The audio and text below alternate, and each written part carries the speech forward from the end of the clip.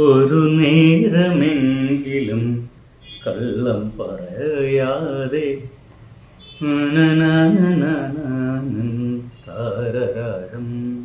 കേക്കാം.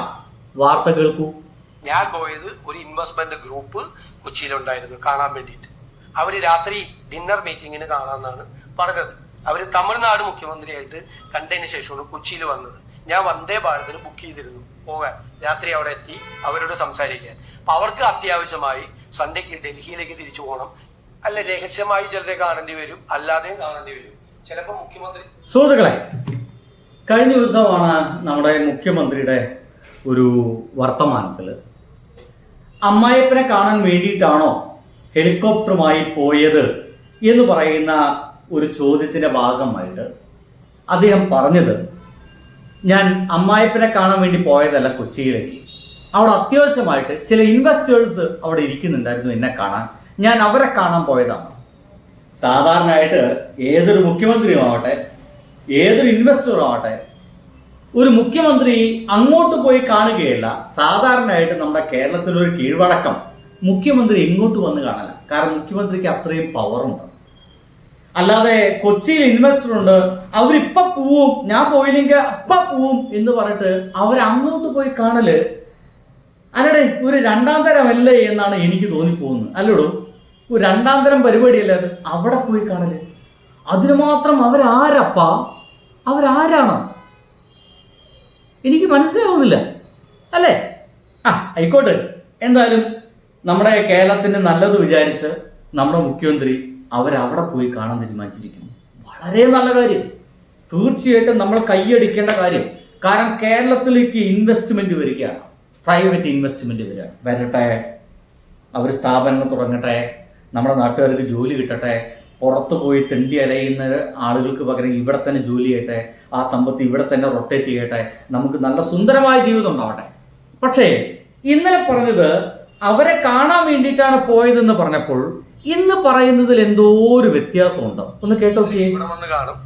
ഞാൻ അന്ന് വൈകുന്നേരം എറണാകുളത്തുള്ളതുകൊണ്ട് എറണാകുളത്ത് കാണാന്ന് പറഞ്ഞ ഇതൊക്കെ നമ്മൾ കഴിഞ്ഞ പ്രാവശ്യം പറഞ്ഞത്. ഞാന് ഇപ്പതാ വാക്കൊക്കെ മാറിയിരിക്കുന്നു. ഞാൻ അന്ന് എറണാകുളത്ത് ഉള്ളത് കൊണ്ട് ഞാൻ എറണാകുളത്ത് നിന്ന് കാണാമെന്ന് പറഞ്ഞു എന്നാ പറയുന്നത്. ഇപ്പൊ കഴിഞ്ഞ തവണ പറഞ്ഞത് എന്തായിരുന്നു? ഞാൻ അവരെ കാണാൻ വേണ്ടി പോയതെന്നാ. കേൾക്കണോ? കേട്ടോളൂ. ഞാൻ പോയത് ഒരു ഇൻവെസ്റ്റ്മെന്റ് ഗ്രൂപ്പ് കൊച്ചിയിലുണ്ടായിരുന്നു കാണാൻ വേണ്ടിയിട്ട്. അവര് രാത്രി ഡിന്നർ മീറ്റിങ്ങിന് കാണാമെന്നാണ് പറഞ്ഞത്. അവര് തമിഴ്നാട് മുഖ്യമന്ത്രിയായിട്ട് കണ്ടതിന് ശേഷമാണ് കൊച്ചിയിൽ വന്നത്. ഞാൻ വന്ദേ ഭാരതിന് ബുക്ക് ചെയ്തിരുന്നു പോകാൻ. രാത്രി അവിടെ എത്തി അവരോട് സംസാരിക്കാൻ. അപ്പൊ അവർക്ക് അത്യാവശ്യമായി സന്ധ്യക്ക് ഡൽഹിയിലേക്ക് തിരിച്ചു പോകണം. അല്ല, രഹസ്യമായി ചിലരെ കാണേണ്ടി വരും. കണ്ടില്ലേ ഇപ്പൊ എന്തായി? അവർക്ക് പ്രത്യേകമായി പോകേണ്ടതുകൊണ്ട് ഞാൻ അങ്ങോട്ട് പോയെന്ന് പറഞ്ഞത് ഇപ്പോൾ അദ്ദേഹം വാക്ക് മാറ്റുന്നു. ഞാൻ അവിടെ ഉള്ളത് കൊണ്ട് അവരെ കണ്ടു എന്നാണ്. നമ്മളിപ്പോ ഇതിൽ എന്താ വിശ്വസിക്കുക അല്ലേ?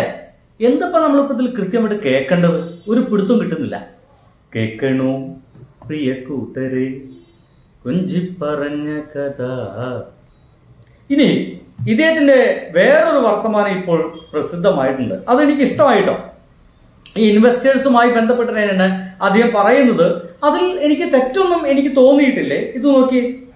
സ്വകാര്യ ഇൻവെസ്റ്റ്മെന്റ് എന്ന് പറയുമ്പോഴേക്കും എന്തൊരു ബഹളമായിരുന്നു. പിന്നെ ഇവരെന്തിനാ ഇൻവെസ്റ്റേഴ്സ് മീറ്റ് നടത്തിയത്? സ്വകാര്യ ഇൻവെസ്റ്റ്മെന്റ് ഉണ്ടാകും കേരളത്തിൽ, എല്ലാ രംഗങ്ങളിലും ഉണ്ടാകും. രണ്ട് പ്രശ്നമുണ്ട്. ഇപ്പൊ ഇദ്ദേഹം പറഞ്ഞു വയ്ക്കുന്നത് സ്വകാര്യ ഇൻവെസ്റ്റ്മെന്റിൽ എന്താ പ്രശ്നം എന്നുള്ളതാണ്.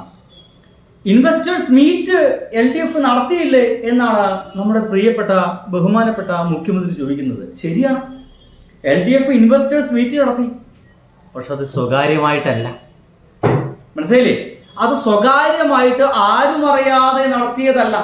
മറ്റു മന്ത്രിമാരൊന്നും അറിയാതെ നടത്തിയ മീറ്റ് അല്ല. ഇൻവെസ്റ്റേഴ്സ് മീറ്റ് എന്ന് പറയുന്നത് ഒരു വലിയ പ്രോഗ്രാം ആയിരുന്നു. അവിടേക്ക് എല്ലാ മാധ്യമങ്ങൾക്കും സ്വാതന്ത്ര്യമുണ്ടായിരുന്നു.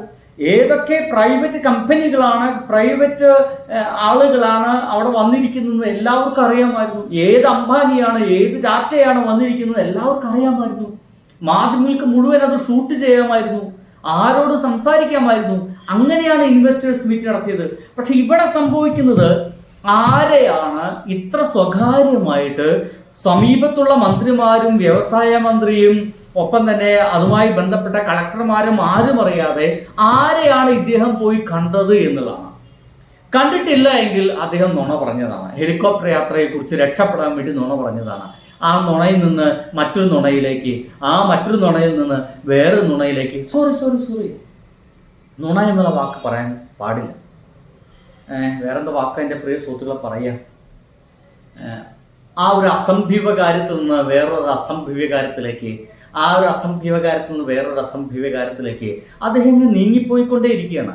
നമുക്കൊരിക്കലും ജീവിതത്തിൽ കള്ളം പറഞ്ഞു കഴിഞ്ഞാൽ നമുക്ക് പിടിച്ചേക്കാൻ പറ്റില്ല. പിന്നെ ആ കള്ളം വെളിവാക്കാൻ വേണ്ടിയിട്ട്, ആ കള്ളത്തെ മറയ്ക്കാൻ വേണ്ടി പുതിയതൊന്ന് അങ്ങനെ കള്ളങ്ങൾ പറഞ്ഞുകൊണ്ടേ ഇരിക്കേണ്ടി വരും. ഭയങ്കര മെനക്കെട്ടൊരു ജീവിതമായിരിക്കും പിന്നെ നമ്മുടേത്. എന്തൊക്കെയായാലും കാര്യങ്ങൾ ഇങ്ങനെയൊക്കെയാണ് ഇപ്പം നടന്നു പോകുന്നത്. പറയുന്നതൊന്ന്, പ്രവർത്തിക്കുന്നതൊന്ന് എന്ന രീതിയിലാണ്. എന്തൊക്കെയായാലും കാര്യങ്ങളൊക്കെ വൃത്തിയായിട്ട് നടക്കട്ടെ എന്ന് വിചാരിക്കാം.